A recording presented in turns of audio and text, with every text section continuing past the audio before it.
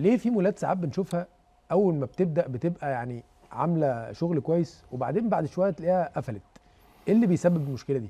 طيب بص، مشاريع المولات او المشاريع التجاريه عامه هو مش مشروع بينتهي بانتهاء المده التنفيذيه بتاعته وتسليمه للعميل وبعد كده بنسيبه ونمشي.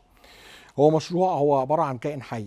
انت بتبتدي تحطه على ارض الواقع وبتبتدي تديره وبتبتدي تخدمه لغايه لما بيبتدي يطلع لك الريفينيو اللي انت محتاجها كديفلوبر كبزنس، بقى كديفلوبر او بزنس بزنس اونر. بزنس اونر.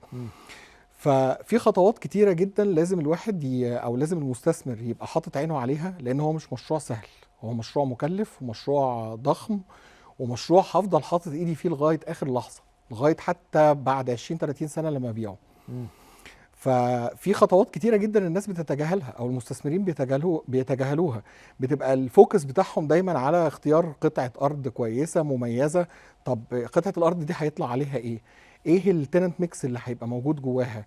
ايه احتياج المكان نفسه للبراندز اللي انت هتبتدي تشتغل معاها؟ ايه الكاتيجوري اللي انت هتشتغل عليه؟